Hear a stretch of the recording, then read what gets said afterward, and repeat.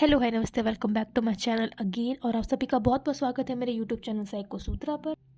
और आज हम स्टार्ट करने वाले हैं थ्योरेटिकल अप्रोचेस इन साइकोलॉजी, जिसमें हम बहुत ही अलग अलग डिफरेंट साइकोलॉजिस्ट्स के बारे में पढ़ेंगे कि इन लोगों ने साइकोलॉजी में क्या कॉन्ट्रीब्यूशंस दिए हैं। सो आज हम स्टार्ट करने वाले हैं unit 1 psychological foundations.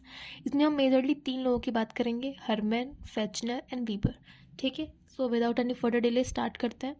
हरमैन von Helmholtz, born in 1821, was one of the greatest scientists of the 19th century। ठीक है, इनकी जो रिसर्च थी मेनली इन फिजिक्स में थी, फिजियोलॉजी में एंड देन साइकोलॉजी में। ठीक है, ये फाउंडर ऑफ साइको फिजिक्स भी जाने जाते हैं।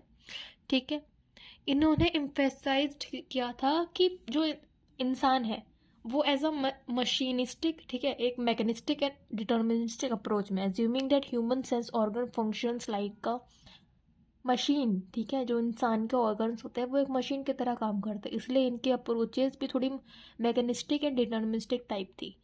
ठीक है, डेट इज साइकोफिजिक्स। अच्छा, इनका जन्म हुआ था पोस्टैम जर्मनी में। ठीक है, ये बहुत ही एक एनर्जेटिक ट्रेमेंडसली एक इंडिविजुअल थे जो कि अपना रिसर्च कर रहे थे फिजियोलॉजिकल ऑप्टिक्स पे। जी हाँ, आँख ऑप्टिक्स। ठीक है, उनके ऊपर ही इन्होंने काफ़ी सारा अपना योगदान दिया है, और खासकर कि ऑफ्थेल्मोस्कोप, ठीक है, जो आजकल यूज़ होता है ना, रेटिना। आप अगर किसी को रेटिनल कोई प्रॉब्लम है, ठीक है, retina is a part of eye, ठीक है, तो उसमें यूज़ आता है। He invented ophthalmoscope, a device still use to examine the retina of eye. This revolutionary instrument made possible the diagnosis and treatment of retinal disorders. His 3-volume work on physiological optics, Handbook of Physiological Optics, जिसका duration है 1856 to 1866, proved to be influential and enduring. That is was translated into English 60 years later.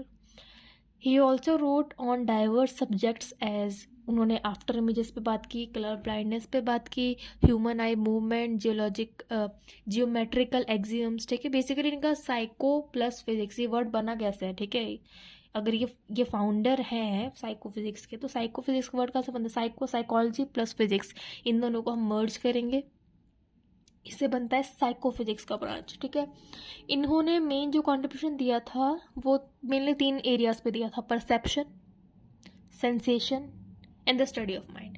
अब इन्होंने क्या क्या contribution दिया था एक बार ऊपर से देख लेते हैं। साइको फिजिक्स, ठीक है, trichromatic theory of colour vision, आगे देखेंगे। ठीक है, पढ़ेंगे इन सब के बारे में। रेट ऑफ नर्व कंडक्शन, ठीक है, जो इम्पल्स का जो स्पीड होता है, रेट होता है, उसके बारे में।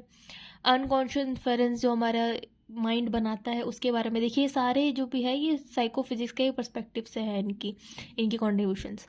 फिर आता है theory of auditory perception and reaction time, जो कि बहुत ही फेमस एक टेस्ट भी है। ठीक है, एक्सपेरिमेंट भी है। पहला है psychophysics. Psychology which means experience plus stimuli. ठीक है, फिजिकल स्टिमुलाई।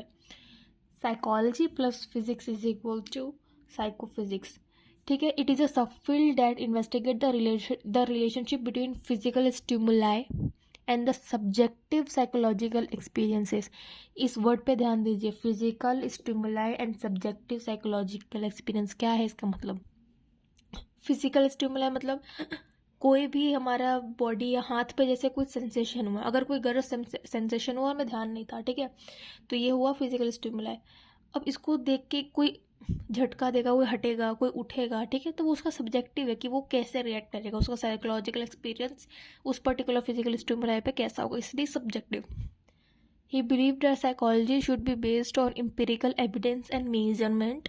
ठीक है, must like any natural sciences. He conducted experiments to study sensory perception and how it relates to physical stimuli.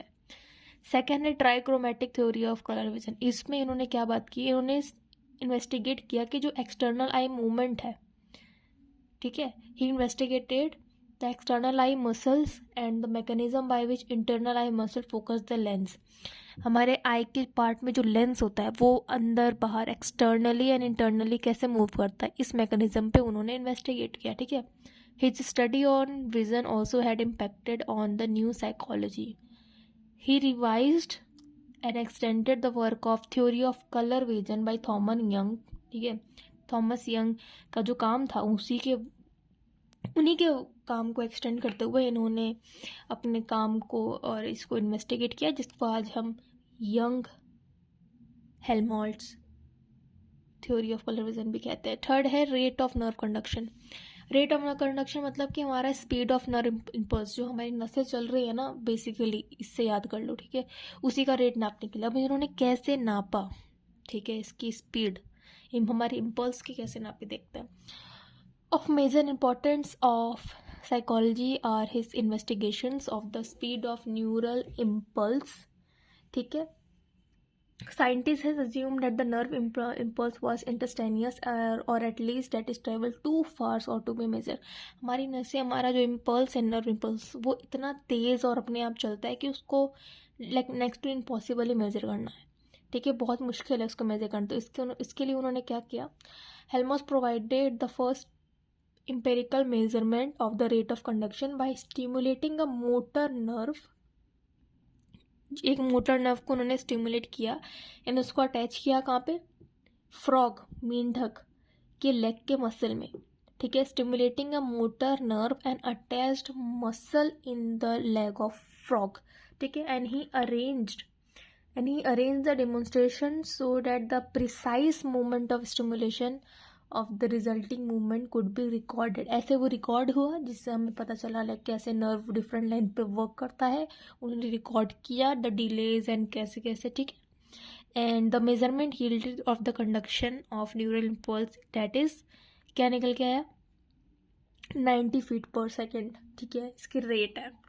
सो पहला तो साइकोफिजिक्स के बारे में हमने देख लिया, कहाँ से आया है, इसके में क्या होता है साइकोफिजिक्स. फिर है trichromatic theory of colour vision, external eye muscle and internal eye muscle कैसे फोकस करता है लेंस को, उसके बारे में. रेट ऑफ नर्व इम्पल्स, हमारा जो स्पीड है न्यूरल इम्पल्स का वो कितना है, डेट इज 90 फीट पर सेकेंड. ठीक है, अब इन्होंने चौथा दिया था the theory of unconscious inference. कभी कभी होता है ना कि हम अचानक से कहीं से जा रहे होते हैं और हमको कुछ देख रहे वहाँ पर कुछ है, कुछ half circle, for example half circle कुछ दिखा, फिर हम दोबारा जाते हैं तो हमारा जो अनकॉन्शियस माइंड है वो इनकम्प्लीट या एम्बिगुअस, ठीक है, कोई भी अधूरी चीज़ को पूरे करने की कोशिश करता है. अगर हमने हाफ सर्कल देखा होगा तो हम जब दोबारा आएंगे तो अपने आप ही वो फुल सर्कल बनाने का कोशिश करेगा. ठीक है, Helmholtz introduced the idea that perception involves unconscious inference made by the brain. He argued that our sensory organs provide incomplete and ambiguous information about the external world. जो भी हम external world में देख रहे हैं, सुन रहे हैं, ठीक है, वो कहीं ना कहीं हमें incomplete sensory organs हमें incomplete ही information पहुंचाता है. उसको पूरा करने के लिए हमारा जो ब्रेन है वो unconscious inference, ठीक है, मतलब अवधारणात्मक एक चीज़ अपने आप ही कर देता है. फॉर एग्जाम्पल कैसे कंसिडर करता है, when we see an object partly hidden और behind another object, our brain unconsciously infers and complete the shape of the hidden object. ठीक है, जैसे फॉर एग्जाम्पल अगर हमने कहीं आधा एप्पल कटा हुआ देखा अचानक से और फिर हम दोबारा देखते तो हमारे माइंड में ऐसा होता है कि उसका पूरा अपने आप ही इमेज बन चुका होता है. ठीक है, या कभी कभी ऐसे होता है अच्छा गलती से मैंने ये देख लिया, ये सोच लिया, या थोड़ा मिसमैच्ड हो गया. क्यों होता है, क्योंकि वो हमारा ब्रेन एक अनकॉन्शियस इन्फेरेंस बिल्ड कर देता है अपने आप, ताकि वो जो क्योंकि हमारे ब्रेन को कुछ भी इनकम्प्लीट या जो भी समझ में ना आए वो इजीली डाइजेस्ट नहीं हो सकता. ठीक है, मतलब ब्रेन में इजीली नहीं जा सकता, तो वो खुद से ही उसको प्रूफ या सेंसिबल बनाने के लिए कुछ ना कुछ उसमें जोड़ देता है. ठीक है, पांचवा है थ्योरी ऑफ ऑडिटरी पर्सन. अच्छा, जो मैं ऐसे बता रही हूँ समझा रही हूँ ना वो मैं बहुत ही बहुत ही लेमन एंड बहुत ही बेसिक लैंग्वेज में सिखा रही हूँ. ठीक है, यही एग्जाम में मत लिखाना. ठीक है, थोड़ा सा अपने हिसाब से बिल्डअप कर देना. Theory of auditory perception, Helmholtz further refined Muller's doctrine of specific nerve energy. ठीक है, चाहे हमने पहले देखो यंग थॉमस जी का वर्क एक्सटेंड किया था और यहाँ पे किन का कर रहे हैं. ठीक है, किनका रिफाइन करे, further refine Muller's doctrine of specific nerve energy. He found that the ear is not a single sense receptor but a very complex and highly complex system of receptors. उन्होंने कहा कि ऑडिटरी सिस्टम से बहुत सारे हज़ारों होते हैं. ठीक है, एक ईयर एक is not a single sense receptor, ठीक है, बल्कि वो एक सिंपल सिस्टम नहीं है. Year is a very complex system, ठीक है. So that is for all this video. Thank you so much for watching. ये बुक से ही बनाए हुए नोट्स हैं. आई होप आपको मदद करेंगे. सो thank you so much for watching. Next video वीबर पे, देन फैशनर पे, फिर हम आगे बढ़ेंगे, ठीक है, फंक्शनलिज्म पे बढ़ेंगे, स्ट्रक्चरलिज्म पे बढ़ेंगे. So thank you so much for watching. Do comment, ठीक है, do like and subscribe to my channel. Thank you for watching.